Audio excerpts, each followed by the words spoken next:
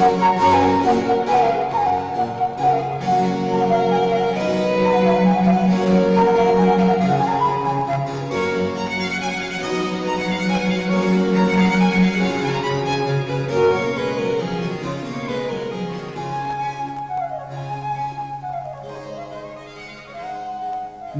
Jane Austen's name, and most people have an opinion about her life and work, regardless of whether or not they've read any of her novels. The common image is that of an English gentlewoman dressed in a high-waisted frock with puffy sleeves.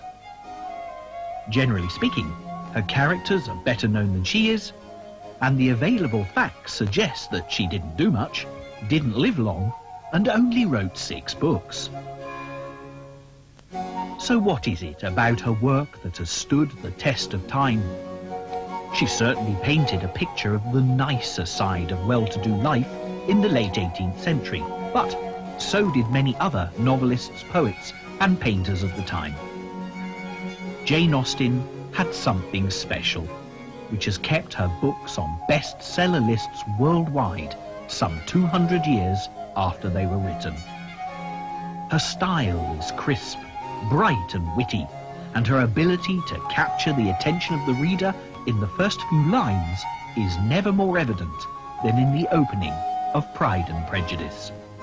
It is as funny and inviting to today's reader as it was to Jane Austen herself when she wrote it. It is a truth universally acknowledged that a single man in possession of a good fortune must be in want of a wife.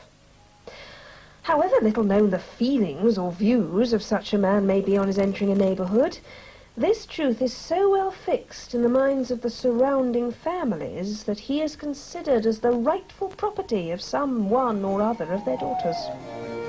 In this film, we will travel to the places that Jane Austen visited.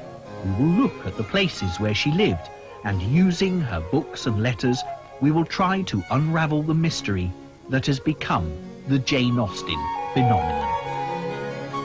Before we go any further though, here's a whirlwind look at Jane Austen's life and an even speedier journey through her novels.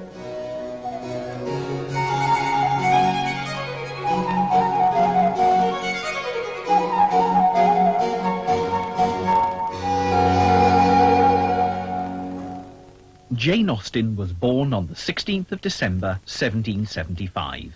In the rectory at Steventon, Hampshire. She was the 7th child of the Reverend George Austen and his wife Cassandra, following 5 brothers and 1 sister. It was a comfortable upbringing, with the family remaining at Steventon until the Reverend George Austen's retirement in 1801, when they moved to Bath. After George Austen's death, Jane moved with her mother and sister to Southampton. In 1809, Chawton Cottage was put at their disposal by Jane's brother Edward. Here they lived very happily until early in 1816, when Jane's health began to fail. The cause was Addison's disease, and within the year she was virtually an invalid. In May 1817, she became gravely ill and was taken to Winchester for better medical care. Here she died, aged just 41, on the 18th of July, 1817, and was buried in Winchester Cathedral. There are 6 novels, 4 of them published during Jane's lifetime, and 2 of them posthumously in 1818. Sense and Sensibility was the first to be published in 1811. It is the story of 2 sisters, Marianne, an incurable romantic, and Eleanor, known for her good sense and self-control. The plot is basically concerned with their efforts to find suitable husbands, avoiding the unprincipled and weak young men for which the Regency period was famous. This was followed by perhaps Jane Austen's best-known work, Pride and Prejudice. Elizabeth, our heroine, is bright and intelligent and refuses to marry a suitable man whom she considers to be an idiot. She then refuses to marry our hero, Mr. Darcy, because his pride causes her offence. Then Against a background of some of the funniest characters in English literature, Elizabeth finds that she has been mistaken. The handsome, rich Darcy is a good man underneath his proud exterior. She then falls in love with him and makes an advantageous marriage. Mansfield Park, published in 1814, is full of contrasting country house and bustling naval town imagery. Fanny Price, our heroine, is famous for her goodness, whether due to strength or fear, only outdone by George Eliot's Dorothea in Middlemarch. Our hero, Edmund Bertram, is rather pompous. In fact, Somerset Maugham, who was quite a fan of Mansfield Park, said of them, "I recognise that its heroine is a little prig and its hero a pompous arse, but I don't care." Despite the course of true love running as unsmoothly as you would expect, the couple end up marrying and live happily ever after. The either loved or hated Emma followed in 1816. Emma, a rather spoilt, doted-upon daughter, misuses her obvious intelligence to meddle in finding suitable marriages for all those around her with disastrous consequences. She learns the error of her ways and marries a sensible older man who will help her to use her intelligence in a more profitable way. The two books published after her death are a complete contrast to each other. Northanger Abbey was the first Jane Austen novel to be taken for publication. It tells the story of Catherine Morland, her obsession with Gothic novels, her exploits in Bath, and her eventual marriage to the sensible hero Henry Tilney. Persuasion, by contrast, is her last completed novel. Her style is altogether more gentle, and our heroine, Anne Elliot, is an older, quieter type of girl who makes the mistake of turning down a very decent man, Captain Wentworth, on the advice of a friend. Through the course of the novel, she continues to love Wentworth. Eventually, he discovers this and renews his offer of marriage, and all's well that ends well. So there you have it, a high-speed resume of the life and times of Jane Austen. Now we can slow the pace a little and take a careful look at the England Jane Austen lived in and wrote about, giving the opportunity to discover what it is about Jane Austen and her novels that has won such an affectionately held place in English literature. This is Steventon in Hampshire, where Jane Austen began her life just 9 days before Christmas in 1775. It was a comfortable household, but no doubt rather a busy one, as Jane was the 7th child. There were 5 older brothers and 1 sister, with James being the eldest, born in 1765. He would eventually take over from his father as rector of Steventon. George was born in 1766, though there is little mention of him, as he suffered from mental illness, which prevented him from living with the family. Edward was born in 1767, becoming the wealthiest member of the family, having been adopted by his father's cousin, Thomas Knight of Godmersham. In 1771, Henry was born. In his younger days, he was quite an entrepreneur, though unfortunately he became bankrupt in 1816. He then entered the church, and was also rector of Steventon for a short while. Mrs. Austen must admit that her 5th child was a daughter. Cassandra was born in 1773, and would be a lifelong companion to both her mother and to Jane. In 1774, Francis was born, the first of the seafaring Austens. His success was great, with his promotion to the Admiral of the Fleet coming in 1863. Then, of course, we have Jane's birth in 1775, with Charles, the baby of the family, born in 1779. Charles was the other naval member of the family, rising to the rank of Rear Admiral in 1846. Imagine what a houseful the Austen family would have been as the rectory was demolished in 1828, though this sketch by Jane's niece Anna may help to give a general idea. When you bear in mind also that there would have been servants as well, not to mention the pupils who came to be educated by the Reverend George Austen, life must have been a little hectic. Was Jane's description of a noisy household in Mansfield Park based on memories of the Steventon Rectory? The doors were in constant banging, the stairs were never at rest, nothing was done without a clatter, nobody sat still and nobody could command attention when they spoke. One of the best-known sources of material about Jane's life is a memoir by her nephew James Austen Leigh, which was published in 1870. As we look at present-day Steventon, his description of the rectory will help to bring back to life the home which proved to be such a strong influence on Jane and her writing. The house itself stood in a shallow valley, surrounded by sloping meadows, well sprinkled with elm trees, at the end of a small village of cottages, each well provided with a garden.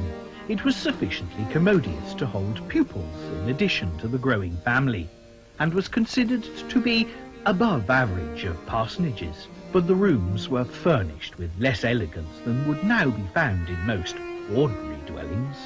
No cornice marked the juncture of wall and ceiling, while beams which supported the upper floors projected into the rooms below in all naked simplicity, covered only by a coat of paint or whitewash. On the south side, the ground rose gently and was occupied by one of those old-fashioned gardens in which vegetables and flowers are combined, flanked and protected on the east by one of the thatched mud walls common in that country and overshadowed by 5 elms. It must have been an idyllic place to grow up for 2 imaginative little girls like Jane and Cassandra, who became inseparable from a very early age.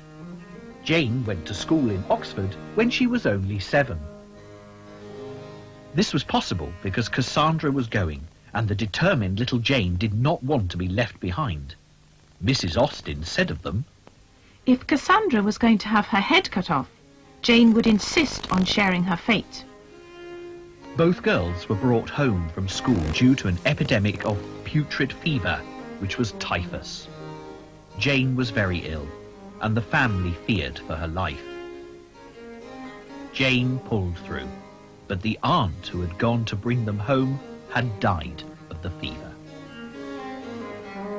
The girls then went to the Abbey School in Reading. It was kept by Mrs. Latournelle, whose love of the theatricals obviously influenced the Austens' treasured family pastime of performing plays. We often see this influence crop up in the novels, Mansfield Park in particular. Cassandra and Jane returned to Steventon in 1785 and continued their education with the Reverend George Austen and their brothers. This is a good point at which to break off from Jane Austen's own story to look at references to Steventon in her writing and also Jane's own images of childhood. Pride and Prejudice has some very realistic descriptions of a parsonage, a church and a grand house at Rosings Park, the home of Lady Catherine de Bourgh. In Jane Austen's day, all of these properties existed just as she describes them in Steventon. The parsonage is the home of Mr. Collins, who Elizabeth Bennet declines to marry, but who her friend Charlotte Lucas, to Elizabeth's dismay, accepts. This therefore explains the background humour of Elizabeth being shown in her visits all the joys she has turned down. At length the parsonage was discernible. The garden sloping to the road, the house standing in it, the green pales and the laurel hedge, everything declared they were arriving. Elizabeth was prepared to see him in his glory, and she could not help fancying that in displaying the good proportion of the room, its aspect and its furniture, he had dressed himself particularly to her, as if wishing to make her feel what she had lost in refusing him. Here, leading the way through every walk and crosswalk and scarcely allowing them an interval to utter the praises he asked for, every view was pointed out with a minuteness which left beauty entirely behind. He could number the fields in every direction and could tell how many trees there were in the most distant clump. But of all the views which his garden or which the country or the kingdom could boast, None were to be compared with the prospect of Rosings, afforded by an opening in the trees that bordered the park nearly opposite the front of his house. It was a handsome, modern building, well situated on rising ground. It is interesting to note the lack of information about the church, which would have been central to life at Rosings and the parsonage. This is perhaps because, as the daughter and granddaughter of clergymen, the role of the church was taken for granted.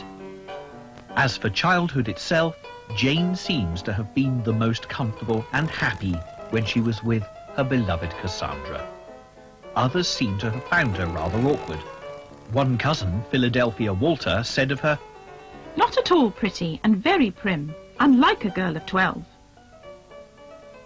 This was undoubtedly due to shyness, and when we consider the arrival of Fanny Price at Mansfield Park, Jane Austen describes the shyness and agonizing loneliness of a child which only someone who had experienced these feelings can do.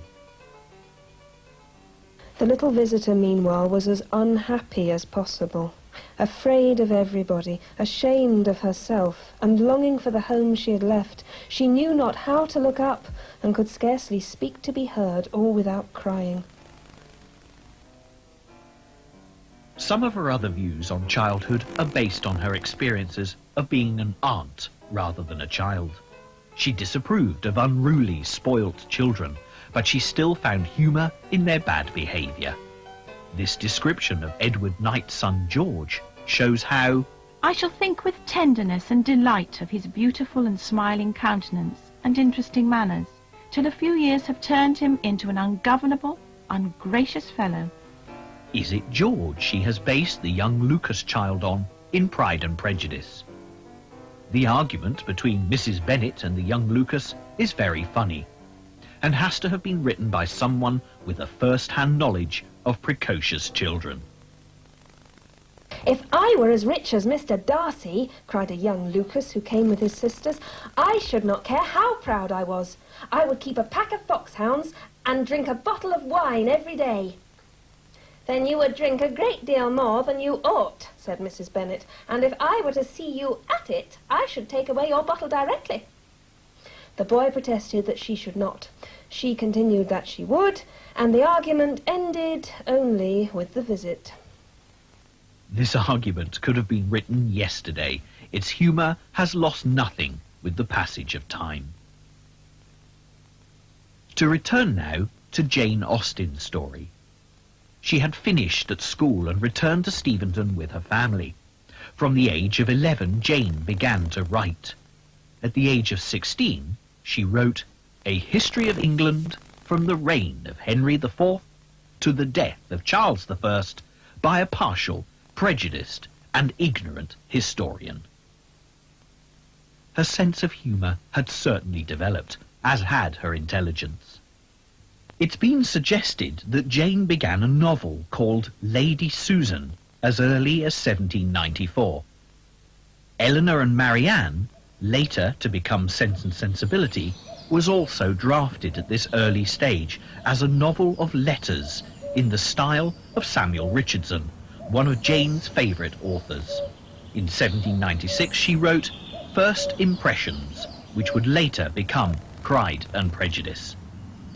Her father obviously approved of her work and submitted First Impressions to a London publishing house, but it was promptly turned down. In 1798, Jane completed Sense and Sensibility. She then drafted Northanger Abbey, although at this time titled Susan. When this was completed in 1803, it was sold for £10 to Crosby & Co., London. The publisher apparently locked the purchase in a drawer, taking matters no further. When inquiries were made, the publisher offered to sell it back for the purchase price. This is why the first novel that Jane sold did not appear until after her death. It was at this point in her career that the first big change in her life occurred. The Reverend George Austen retired at the age of 70, James, his eldest son, took over as rector of Steventon, and the rest of the family moved to Bath in 1801. Jane was 25 years old. We know from Cassandra that when Jane was told of the planned move to Bath, she fainted. This is important, as this lack of ability to cope with stress may be relevant when we explore the onset of Addison's disease later in the story. From all accounts, Jane Austen was a very healthy, sensible young woman, not prone to fainting. Apparently, Jane soon recovered, and the family settled at 4 Sydney Place, Bath. Maybe it was the upheaval of the move and the subsequent death of George Austen that caused a halt in Jane's writing career for the time she lived in Bath. Or maybe it was the disappointment over the fate. However, she did attempt a novel called The Watsons, but it was left unfinished. Northanger Abbey was written before she lived in Bath, so it would have been based upon visits made while living at Steventon. In her letters, she expressed her own opinions about Bath, and she obviously stored up information and experiences from her time there, which she treats us to in later novels. We can therefore put together a pretty accurate picture of Bath in Jane Austen's day. Bath was certainly one of the fashionable places to be in 1801. Although we know Jane loved to dance, something she would have had plenty of opportunity to do in Bath, she was somewhat sceptical about the place on her arrival. The first view of Bath in fine weather does not answer my expectations. I think I see more distinctly through rain. The sun has got behind everything, and the appearance of the place from the top of Kingsdown was all vapour, shadow, smoke and confusion. In Northanger Abbey, Jane allows Catherine Morland to be more optimistic. They arrived at Bath. Catherine was all eager delight. Her eyes were here, there, everywhere, as they approved its fine and striking environs, and afterwards drove through those streets which conducted them to the hotel. She was come to be happy, and she felt happy already. It doesn't take very long, though, for Catherine and her friend Isabella to see the shortcomings of Bath. Either this is the case, or Jane Austen is showing us the shortcomings in the young ladies. And when her wishes for fine weather were answered by seeing a beautiful morning, she hardly felt a doubt of it. For a fine Sunday in Bath empties every house of its inhabitants, and all the world appears on such an occasion to walk about and tell their acquaintance what a charming day it is. As soon as divine service was over, the Thorpes and Allens eagerly joined each other. After staying long enough in the pump room to discover that the crowd was insupportable and that there was not a genteel face to be seen, which everybody discovers every Sunday throughout the season, they hastened away to the Crescent to breathe the fresh air of better company. It is interesting at this point to compare the views of Bath shown in Northanger Abbey to those of Anne Persuasion. And Anne, though dreading the possible heats of September in all that white glare of Bath, and grieving to forego the influence so sweet and so sad of the autumnal months in the country, did not think that, everything considered, she wished to remain. Perhaps Jane uses Anne to convey her own thoughts about Bath. Anne disliked Bath, and did not think it agreed with her. If we look to other sources for information about Bath during the period of time Jane would have lived there, we find that it was the fashionable place to be for the winter season, particularly for the country families who didn't have London accessible to them. There was no doubt a wide variety of society, but the dominant desire of all classes was to be elegant, and what's more, to be seen to be elegant, and cut a dash with as much style as possible. This pretentiousness is probably the key to Jane's difficulties with Bath. It would not have been a comfortable place for her to be creative, but she used her time well, observing the ridiculous nature of fashionable society, which she utilizes to such advantage in later novels. This passage from Emma highlights this. Ah, Ah, that's a great pity. For I assure you, Miss Woodhouse, where the waters do agree, it is quite wonderful the relief they give. In my Bath life, I have seen such instances of it, and it is so cheerful a place that it could not fail of being of use to Mr. Woodhouse's spirits, which I understand are sometimes much depressed. And as to its recommendations to you, I fancy I need not take much pains to dwell upon them. The advantages of Bath to the young are pretty generally understood.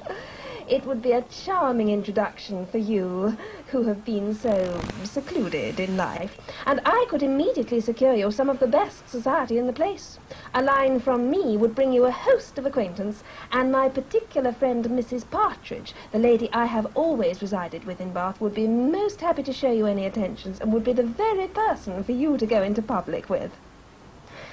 It was as much as Emma could bear without being impolite. The idea of her being indebted to Mrs. Elton for what was called an introduction of her going into public under the auspices of a friend of Mrs. Elton's, probably some vulgar, dashing widow who, with the help of a boarder, just made a shift to live. The dignity of Miss Woodhouse of Hartfield was sunk indeed. The Reverend George Austen died peacefully, but quite suddenly, at the age of 73 in 1805. He is buried in Walcot Church, where he had married Cassandra Lee some 40 years earlier. Jane, her mother, and Cassandra moved into lodgings at 25 Gay Street. It was not a particularly happy time for Jane. The death of her father would have caused great sadness, and when they moved from Bath to Southampton, Jane commented with what happy feelings of escape she finally left Bath. A great deal of information has been left to us in the letters exchanged between Jane and Cassandra. One constant source of curiosity for us are the letters which have been destroyed by Cassandra. Cassandra considered these letters too intimate for anyone else to see. One of the most interesting facts about Jane's time in Bath is the lack of letters written from 4 Sydney Place. It is not until January 1805 that a letter exists from Jane to her brother Frank, telling him of their father's death. Jane must have written letters. We can only assume they were of too intimate a nature, and that Cassandra destroyed them. After leaving Bath, the ladies returned to Hampshire. Firstly to Southampton, where they lived until 1809. The house they lived in was in Castle Square. Then came the most important move for Jane's literary career.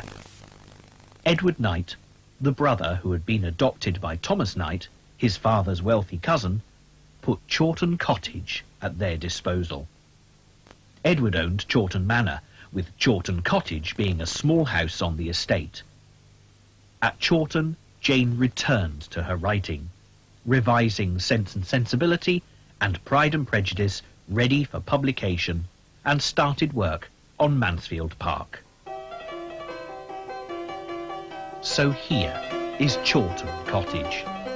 This home was a happy place for Jane, and because of this she revised and reworked her existing manuscripts and was inspired to begin the work on Mansfield Park, Emma and Persuasion.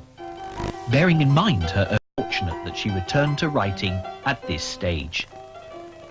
The house is now a museum, so we are able to see exactly how Jane and her family would have lived. Many of the locations we have already considered, due to the passage of time, have left much to our imaginations. Chawton is the exception.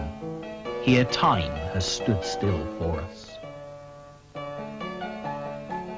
It is interesting to consider the chain of events which brought Jane to Chawton. We know that the Austen ladies visited Edward at Chawton Great House in the September of 1807. A year later, in 1808, Edward's wife died, leaving him with 11 children to look after. Although Edward lived at Godmersham in Kent and only visited his house at Chawton, it must have been of great comfort to him to have his mother and 2 sisters close by when he and the children were in residence at Chawton.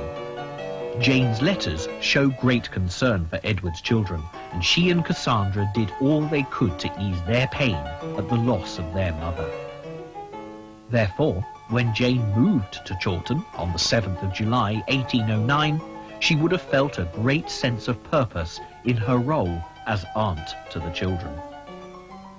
Also, she had the advantage of brother James and family at Steventon, only a few miles away.